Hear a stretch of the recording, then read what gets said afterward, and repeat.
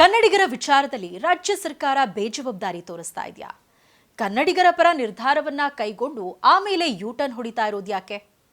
ಖಾಸಗಿ ಕಂಪನಿಗಳಲ್ಲಿ ಕನ್ನಡಿಗರಿಗೆ ಉದ್ಯೋಗ ಕಡ್ಡಾಯ ಅನ್ನೋ ನಿರ್ಧಾರವನ್ನ ಕೈಗೊಂಡ ನಂತರ ರಾಜ್ಯ ಸರ್ಕಾರ ಅದನ್ನ ಹೋಲ್ಡ್ ಮಾಡಿತು. ಇದಾದ ಬಳಿಕ ಈಗ ಮದರಸಾಗಳಲ್ಲಿ ಕನ್ನಡ ಕಡ್ಡಾಯ ಅನ್ನೋ ನಿರ್ಧಾರದಿಂದ ಕೂಡ ರಾಜ್ಯ ಸರ್ಕಾರ ಹಿಂದೆ ಸರಿದಿದೆ. ಇದರ ವಿರುದ್ಧ ಈಗ ಕನ್ನಡಿಗರು ಆಕ್ರೋಶ ವ್ಯಕ್ತಪಡಿಸುತ್ತಿದ್ದಾರೆ. ಜೀವ ಕನ್ನಡ, ದೇಹ ಕನ್ನಡ, ಬಾಳು ಕನ್ನಡ ನನ್ನದೆಂದೋನೆ ನಮ್ಮನಿದ್ದರೆ ಕಲಿಯುತ್ತಿದ್ದರೆ ಸಹಿಸು ನೀನಲ್ಲ. ಕಳೆದ ಹಲವು ದಿನಗಳಿಂದ ಕರ್ನಾಟಕದಲ್ಲಿ ಕನ್ನಡದ ವಿಚಾರವೇ ಬಹು ಚರ್ಚೆಯಾಗ್ತಾ ಇದೆ. ಅದರಲ್ಲೂ ರಾಜ್ಯ ಸರ್ಕಾರದ ನಕಲಿ ಕನ್ನಡ ಪ್ರೇಮದ ಆಟ ಈಗ ಬಟಾಬಯಲಾಗಿದೆ. ಈಗಾಗಲೇ ಖಾಸಗಿ ವಲಯಗಳಲ್ಲಿ ಕನ್ನಡಿಗರಿಗೆ ಉದ್ಯೋಗ ಆದ್ಯತೆ ಕುರಿತಂತೆ ರಾಜ್ಯ ಸರ್ಕಾರ ವಿಧೇಯಕವನ್ನ ಹೊರಡಿಸಿದ್ದು, ನಂತರ ಮತ್ತೆ ಅದನ್ನ ಹೋಲ್ಡ್ ಮಾಡಿದ್ದು ನಿಮ್ಮೆಲ್ಲರಿಗೂ ಗೊತ್ತೇ ಇದೆ. ಈಗ ಅದರ ಬೆನ್ನಲ್ಲೇ ರಾಜ್ಯ ಸರ್ಕಾರದ ಮತ್ತೊಂದು ಫೇಕ್ ಕನ್ನಡ ಪ್ರೇಮ ಹೊರಬಿದ್ದಿದೆ. ರಾಜ್ಯದ ಮದರಸಾಗಳಲ್ಲಿ ಕನ್ನಡ ಕಲಿಕೆಯನ್ನ ಕಡ್ಡಾಯ ಮಾಡಬೇಕು ಅಂತ ಪ್ಲಾನ್ ಮಾಡಿತ್ತು. ಆದರೆ ಈಗ ತನ್ನ ನಿರ್ಧಾರದಿಂದ ತಾನೇ ಹಿಂದೆ ಸರಿದಿದೆ, ಯೂ ಟರ್ನ್ ಹೊಡೆದಿದೆ. ರಾಜ್ಯ ಸರ್ಕಾರದ ಈ ನಕಲಿ ಕನ್ನಡ ಪ್ರೇಮ ಕೊಟ್ಟಂಗೆ ಮಾಡೋದು, ನಂತರ ಕಸಿದುಕೊಳ್ಳೋದ್ರ ಬಗ್ಗೆ ಕನ್ನಡಿಗರು ಕಿಡಿಕಾರಿದ್ದಾರೆ. ಮದ್ರಸಾಗಳು ಇರುವುದು ಕರ್ನಾಟಕದಲ್ಲಿಯೇ. ಮುಸ್ಲಿಮರು ಕೂಡ ಕನ್ನಡಿಗರೇ. ಅವರಿಗೆ ಕನ್ನಡದ ಬಗ್ಗೆ ಜ್ಞಾನ ಇಲ್ಲ ಅಂದ್ರೆ ಇಲ್ಲಿದ್ದು ಏನ್ ಪ್ರಯೋಜನ ಅಂತ ಪ್ರಶ್ನಿಸಿದ್ದಾರೆ ಕನ್ನಡ ಪರ ಹೋರಾಟಗಾರರು. ಸರ್ಕಾರದವರು ಈಗಾಗಲೇ ಕನ್ನಡ ಪ್ರಾಧಿಕಾರದವರು ಈಗಾಗಲೇ ಮದರಸಗಳಲ್ಲಿ ಅದೊಂದು ವಿಷಯವನ್ನು ಕನ್ನಡವಾಗಿ ಕಡ್ಡಾಯವಾಗಿ ಕನ್ನಡ ವಿಷಯವನ್ನು ಕಲಿಸ್ಬೇಕಂತ ಹೇಳಿ ಒಂದು ಪ್ರಾಧಿಕಾರದವರು ಒಂದು ನಿರ್ಧಾರ ಮಾಡಿದ್ರು. ಅದೇ ರೀತಿಯಾಗಿ ಆ ಸರ್ಕಾರ ಏನು ಪ್ರಾಧಿಕಾರ ಆಗಿರ್ಬೋದು ಅಥವಾ ಸರ್ಕಾರ ಆಗಿರ್ಬೋದು, ಈ ಕರ್ನಾಟಕದಲ್ಲಿ ಕನ್ನಡಿಗನೇ ಸಾರ್ವಭೌಮ ಎನ್ನೋ ಹಾಗೆ ಈ ಕನ್ನಡ ವಿಚಾರವಾಗಿ ಈಗಾಗಲೇ ಹಲವಾರು ಸಾಹಿತಿಗಳಾಗಿರ್ಬೋದು, ಕನ್ನಡ ಪರ ಹೋರಾಟಗಳಾಗಿರ್ಬೋದು, ಕರ್ನಾಟಕ ರಕ್ಷಣಾ ವೇದಿಕೆ ಆಗಿರ್ಬೋದು, ಹಲವಾರು ವಿಚಾರಗಳಲ್ಲಿ ಹೋರಾಟ ಮಾಡ್ತಾ ಬಂದಿದೆ. ಆದ್ರೆ ಈ ಮದರಸಗಳು ಅನ್ನುವ ವಿಚಾರ ಕರ್ನಾಟಕ ಬಿಟ್ಟು ಹೊರತೇನಿಲ್ಲ. ಕರ್ನಾಟಕದಲ್ಲಿ ಈ ಮದರಸಗಳು ಇದಾವೆ.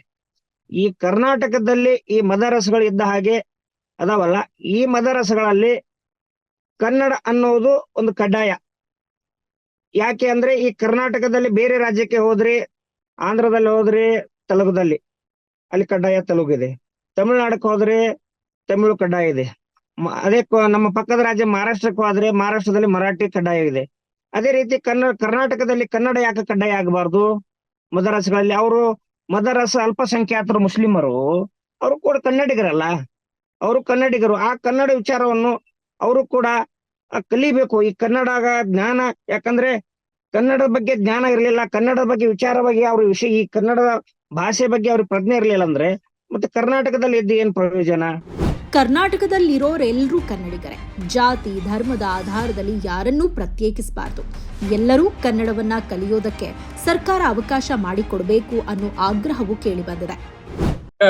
ಸರ್ಕಾರ ಗಡಿ ಭಾಗದಲ್ಲಿ ಅಂದ್ರೆ ಗುಲ್ಬರ್ಗ ಮತ್ತು ಬಿಜಾಪುರ ಮತ್ತು ಕರ್ನಾಟಕದ ಇನ್ನೂ ಕೆಲವೆಡೆ ಮದರ್ಸಾಗಳಲ್ಲಿ ಕನ್ನಡ ಕಲಿಸುವಂತ ಒಂದು ನಿರ್ಧಾರವನ್ನ ಕೈ ಬಿಟ್ಟಿರುವುದನ್ನ ನಾವು ಖಂಡಿಸ್ತೀವಿ.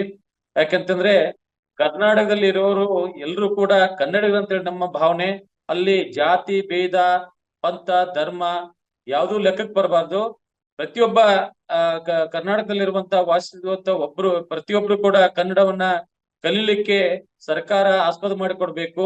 ಅವ್ರ ಜೊತೆ ಸಂಭಾಷಣೆ ಮಾಡ್ಲಿಕ್ಕೆ ಎಲ್ಲರಿಗೂ ಅನುಕೂಲವಾಗ್ತದೆ. ಅದಕ್ಕಾಗಿ ಏನು ಕನ್ನಡ ಅಭಿವೃದ್ಧಿ ಪ್ರಾಧಿಕಾರ ಉರ್ದು ಶಾಲೆಗಳಲ್ಲಿ ಅಥವಾ ಮದರ್ಸಾಗಳಲ್ಲಿ ಕನ್ನಡ ಕಲಿಸುವಿಕೆಯಿಂದ ಹಿಂದೆ ಸರಿದಿದ್ದ ನಿರ್ಧಾರವನ್ನ ನಾವು ತೀವ್ರವಾಗಿ ಖಂಡಿಸ್ತೀವಿ. ಆಯಾ ರಾಜ್ಯ ಅಂತ ಬಂದಾಗ ಆ ರಾಜ್ಯದ ಭಾಷೆಯೇ ಸಾರ್ವಭೌಮ. ಆದ್ರೆ ರಾಜ್ಯ ಸರ್ಕಾರ ಈ ನಿರ್ಧಾರವನ್ನ ಮತ್ತೆ ವಾಪಸ್ ತೆಗೆದುಕೊಂಡಿರೋದ್ರ ಹಿಂದೆ ಕಾಣದ ಕೈಗಳು ಕೆಲಸ ಮಾಡ್ತಿವ್ಯಾ? ನೋಡ್ರಿ, ಭಾರತ ಒಂದು ಒಕ್ಕೂಟ ರಾಷ್ಟ್ರ. ಆ ಭಾರತದಲ್ಲಿ ಬೇರೆ ಬೇರೆ ಭಾಷೆಗಳಿದೆ, ಬೇರೆ ಬೇರೆ ಜನಾಂಗದವರು ಇದೀವಿ. ಆದ್ರೆ ಆಯಾ ರಾಜ್ಯಗಳಿಗೆ ಬಂದ್ರೆ ಆಯಾ ರಾಜ್ಯದ ಭಾಷೆನೇ ಒಂದು ಅದಕ್ಕೆ ಆದಂತ ಒಂದು ಪ್ರಾಧಾನ್ಯತೆ ನಾವು ಕೊಡ್ಲೇಬೇಕು.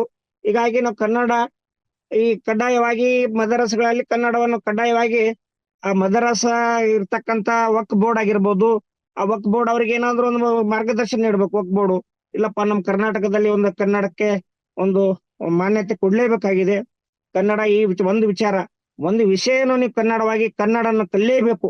ಯಾಕಂದ್ರೆ ಈ ನಾಡಿನಲ್ಲಿ ಇರ್ತಕ್ಕಂತ 6.5 ಕೋಟಿ ಕನ್ನಡಿಗರು ಕೂಡ ಈ ಪ್ರತಿಯೊಬ್ಬ ಕನ್ನಡಿಗನು ಕನ್ನಡ ಕಲಿಬೇಕು, ಕನ್ನಡ ಮಾತಾಡಬೇಕು, ಕನ್ನಡ ಓದಬೇಕು, ಕನ್ನಡ ಬರೀಬೇಕು, ಮತ್ತು ವ್ಯಾವಹಾರಿಕವಾಗಿ ಕನ್ನಡದಲ್ಲಿ ಮಾಡ್ಬೇಕು.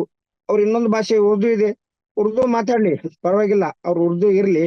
ಇಲ್ಲ ಸರ್, ಇದೇ ಕನ್ನಡವಾಗಿ ಈಗ ಏನಾದ್ರೆ ಕನ್ನಡವನ್ನು ಮದರಸಗಳಲ್ಲಿ ಕಡ್ಡಾಯ ಮಾಡದೇ ಇದ್ರೆ ಕರ್ನಾಟಕ ರಕ್ಷಣಾ ವೇದಿಕೆ ಆಗಿರ್ಬೋದು ಅಥವಾ ಕನ್ನಡ ಪರ ಹಿತೈಷಿಗಳಾಗಿರ್ಬೋದು, ಇಡೀ ರಾಜ್ಯದಲ್ಲಿ ನಾವು ಹೋರಾಟ ಮಾಡಲು ನಾವು ಸಿದ್ಧ. ಯಾಕೆ ಸರ್ಕಾರಕ್ಕೆ ಈಗಾಗಲೇ ಕೂಡ ಸರ್ಕಾರಕ್ಕೆ ಕನ್ನಡ ಪ್ರಾಧಿಕಾರ ಕನ್ನಡವನ್ನು ಕಡ್ಡಾಯವಾಗಿ ಮಾಡಿ ಮತ್ತೆ ಅದಕ್ಕೆ ಒಂದು ಇದು ತೆಗಿತಾರಂದ್ರೆ ಅದಕ್ಕೆ ಹಿನ್ನ ಕಾಣದ ಕೈಗಳು ಏನ್ ಕೆಲಸ ಮಾಡ್ತಾ ಇದೆ ಅಂತ ಒಂದು ಸಂಶಯ ಮೂಡ್ತಾ ಇದೆ. ಯಾಕಂದ್ರೆ ಅವರು ಮುಸ್ಲಿಂ ಅಲ್ಪಸಂಖ್ಯಾತರು ಕೂಡ ಕನ್ನಡಿಗರೇ ಅಲ್ಲ, ಅವ್ರು ಕನ್ನಡ ಬಿಟ್ಟು ಬೇರೆ ಹೊರತಾಗಿ ಬೇರೆ ರಾಜ್ಯದಲ್ಲಿ ಇದಾರ. ಅದಕ್ಕೆ ಈ ಶೀಘ್ರದಲ್ಲಿ ಪ್ರಾಧಿಕಾರ ಆಗಿರ್ಬೋದು ಅಥವಾ ಸರ್ಕಾರ ಆಗಿರ್ಬೋದು, ಶೀಘ್ರದಲ್ಲಿ ಆ ಮದರಸಗಳಲ್ಲಿ ಕಡ್ಡಾಯವಾಗಿ ಕನ್ನಡ ಅಂತೇಳಿ ಒಂದು ಸರ್ಕಾರ ಒಂದು ಸುಗ್ರೀವಾಜ್ಞೆಯನ್ನು ಹೊರಡಿಸಬೇಕು. ಆ ಸುಗ್ರೀವಾಜ್ಞೆಯನ್ನು ಕೂಡ ಅಷ್ಟೇ ವಕ್ಫ್ ಬೋರ್ಡ್ ಆಗಿರ್ಬೋದು ಅಥವಾ ಮದರಸಗಳು ಅಷ್ಟೇ ಅದನ್ನು ಪಾಲನೆ ಮಾಡ್ಲೇಬೇಕಾಗುತ್ತೆ.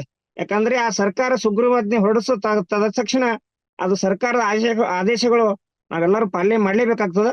ಅದೇ ರೀತಿಯಾಗಿ ಆ ಮದರಸಗಳು ಮತ್ತು ಆ ವಕ್ಫ್ ಬೋರ್ಡ್ ಅನ್ನು ಅದನ್ನು ಪಾಲನೆ ಮಾಡ್ಲೇಬೇಕು. ಏನಾದ್ರೂ ಸರ್ಕಾರ ಸುಗ್ರೀವಾಜ್ಞೆ ಹೊರಡಿಸದೇ ಇದ್ರೆ ನಾವು ಬೀದಿಗಿಳಿದು ಹೋರಾಟ ಮಾಡ್ಲಿಕ್ಕೂ ನಾವು ತಯಾರಾಗಿದೆ ಅಂತ ಹೇಳಿ ತಮ್ಮ ಮೂಲಕ ಹೇಳ್ತಾ ಇದ್ದೀನಿ ಸರ್. ಖಾಸಗಿ ವ್ಯಕ್ತಿಗಳಿಗೆ ಮಣೆ ಹಾಕ್ತಾ ಇದ್ರೆ ಸರ್ಕಾರಗಳು ಹೆಚ್ಚು ದಿನ ಅಧಿಕಾರದಲ್ಲಿ ಇರಲ್ಲ. ಇದೇ ರೀತಿ ನಿಲುವು ಮುಂದುವರಿತಾ ಹೋದ್ರೆ ಮುಂದಿನ ದಿನಗಳಲ್ಲಿ ಉಗ್ರ ಹೋರಾಟ ಮಾಡಬೇಕಾಗುತ್ತೆ ಅನ್ನೋ ಎಚ್ಚರಿಕೆಯೂ ಕೇಳಿ ಬಂದಿದೆ.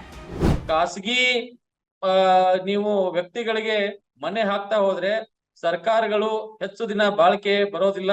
ಅದಕ್ಕಾಗಿ ಯಾವುದೇ ಕಾರಣಕ್ಕೂ ಸರ್ಕಾರ ಕರ್ನಾಟಕದಲ್ಲಿ ಕನ್ನಡವನ್ನ ಎಲ್ಲರಿಗೂ ಕಲಿಸುವಂತ ಪ್ರಯತ್ನ ಮಾಡ್ಬೇಕು. ಅದನ್ನ ನಾವು ಸ್ವಾಗತಿಸ್ತೀವಿ. ಇಂಥ ನಿರ್ಧಾರಗಳಲ್ಲಿ ಕಠಿಣವಾದಂತ ನಿರ್ಧಾರವನ್ನ ಸರ್ಕಾರ ಗಂಭೀರವಾಗಿ ಪರಿಗಣಿಸಿ ತಗೊಳ್ಬೇಕಾಗ್ತದೆ.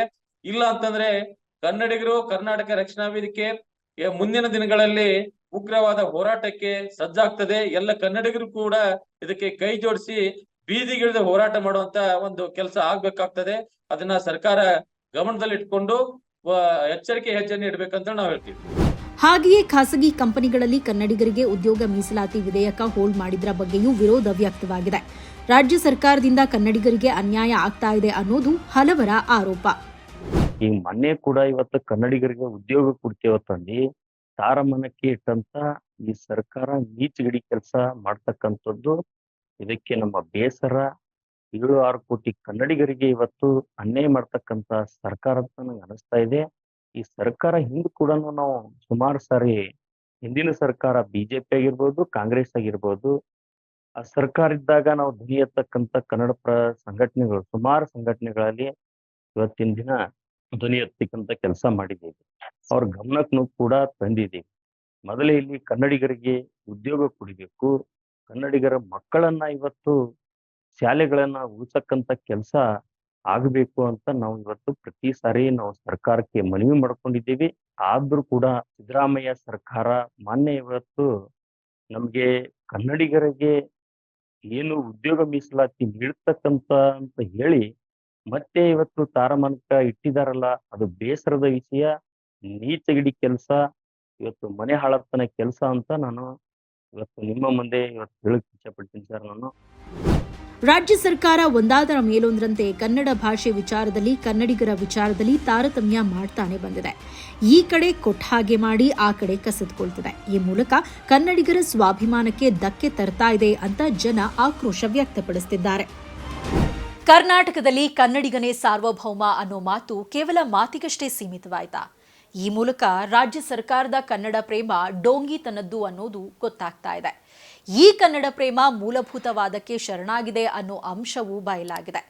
ಇಂಥ ರಾಜ್ಯ ಸರ್ಕಾರದಿಂದ ಕನ್ನಡದ ಉದ್ಧಾರ ಹೇಗೆ ಸಾಧ್ಯ ಅನ್ನೋ ಪ್ರಶ್ನೆಗೆ ಬಲ ಬಂದಂತಾಗಿದೆ.